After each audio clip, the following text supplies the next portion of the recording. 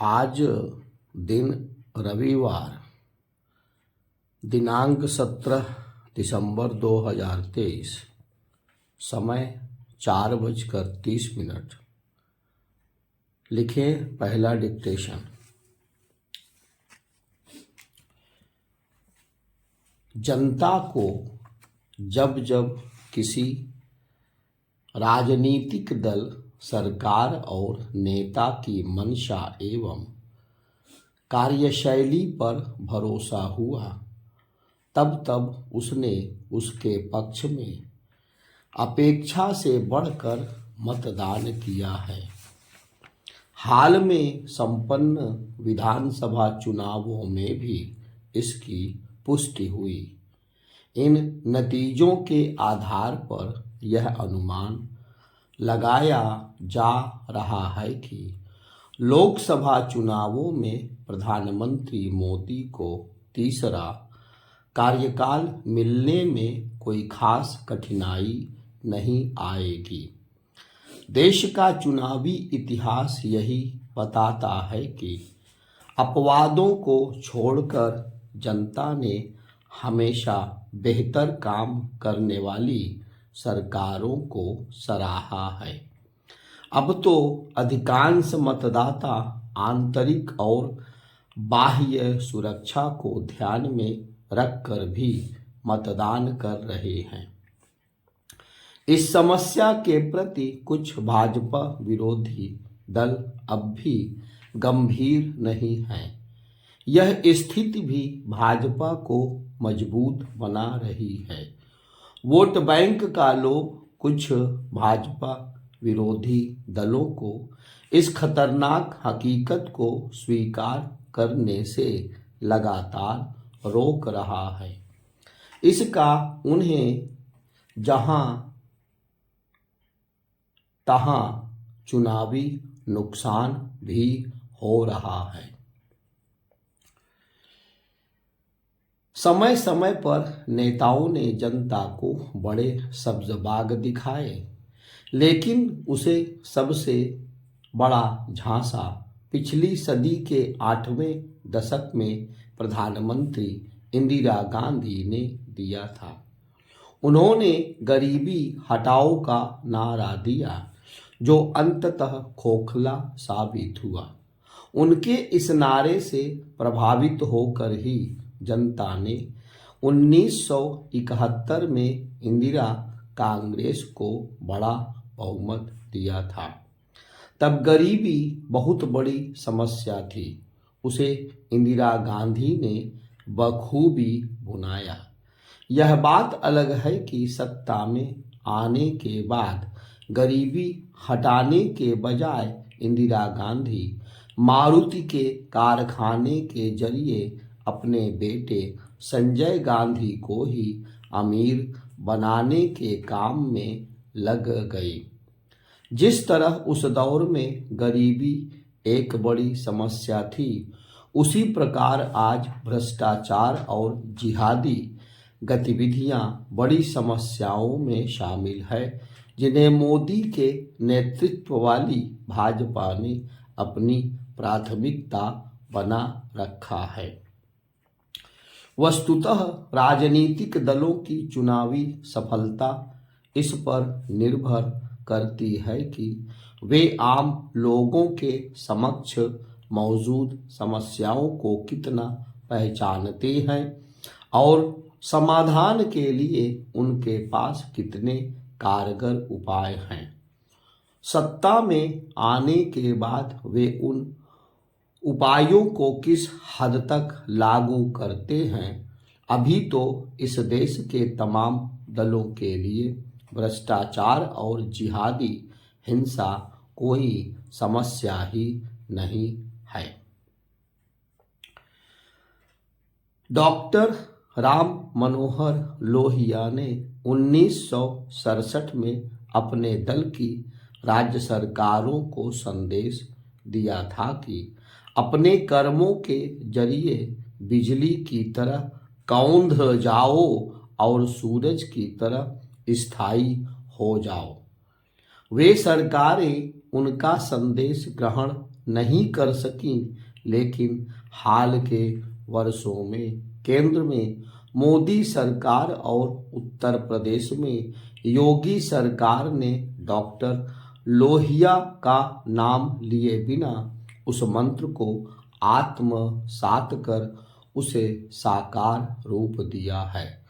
इसी कारण मोदी और योगी की सरकारों के खिलाफ सत्ता विरोधी लहर पनप नहीं रही है। याद रहे कि 1952 और उसके बाद के 2 चुनाव जीतने के बावजूद जब कांग्रेस सरकारें लोगों का कोई खास भला नहीं कर सकी, तो समाजवादी डॉक्टर लोहिया और भारतीय जनसंघ के नेता नानाजी देशमुख ने मिलकर सत्ता पर कांग्रेसी एकाधिकार को तोड़ने का प्रयास किया। विपक्षी दलों के चुनावी तालमेल से 1967 में देश के 7 राज्यों से कांग्रेस का सफाया हो गया। लोकसभा में भी कांग्रेस का बहुमत घट गया। 2 अन्य राज्यों में दलबदल के कारण कुछ ही महीनों में कांग्रेस सरकारें गिर गई। हालांकि गैर कांग्रेसी सरकारों से जो अपेक्षाएं थी वे उन पर खरी नहीं उतर पाईं।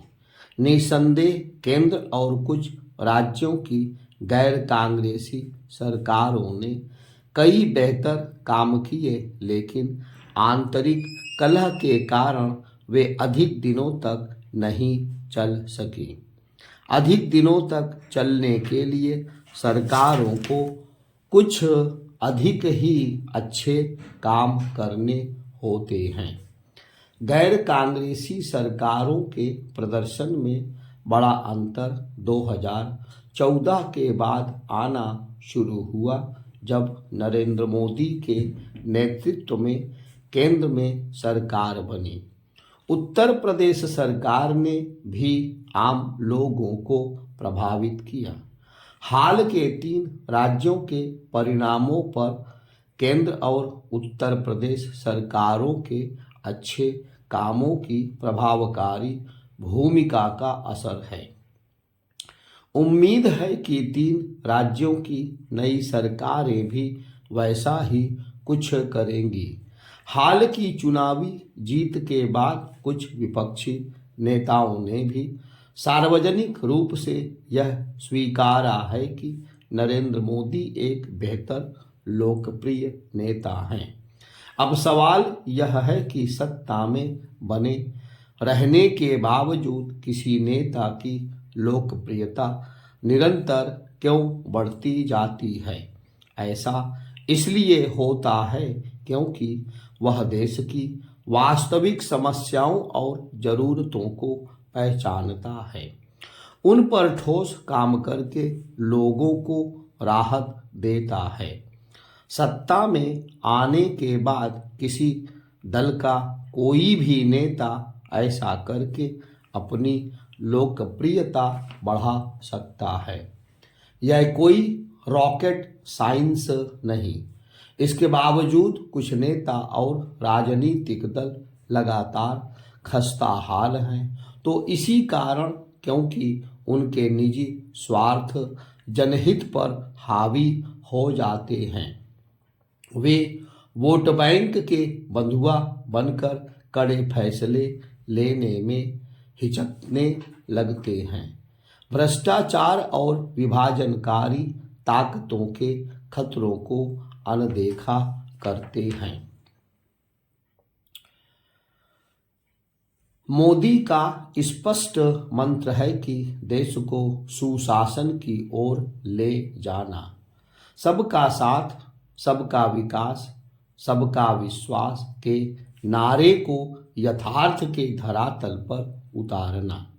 उनके इन्हीं सकारात्मक प्रयासों से यह अनुमान लगाया जा रहा है कि मोदी स्वतंत्र भारत के इतिहास में नेहरू के बाद दूसरे ऐसे नेता हो सकते हैं जो लगातार तीसरी बार देश के प्रधानमंत्री बने।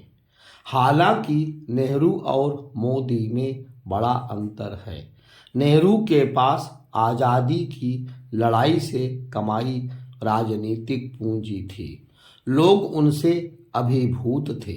उनके साथ अन्य अनेक स्वतंत्रता सेनानियों की पूरी टीम थी जिनका अपने अपने क्षेत्रों में व्यापक जनाधार था। मोदी को कोई राजनीतिक विरासत नहीं मिली। उनकी राजनीतिक पूंजी है तो गुजरात जैसे राज्य को लगातार 12 साल तक सुशासन प्रदान करना।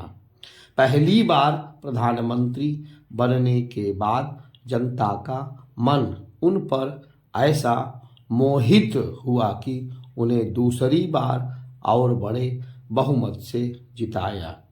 संप्रति मोदी ने विभिन्न दलों और अन्य नेताओं के समक्ष ऐसा आदर्श प्रस्तुत किया है कि आम जन के वास्तविक मुद्दों की पहचान कर उनके समाधान में जुट जाओ तो जनता आपको सिर आंखों पर बिठाए रखेगी।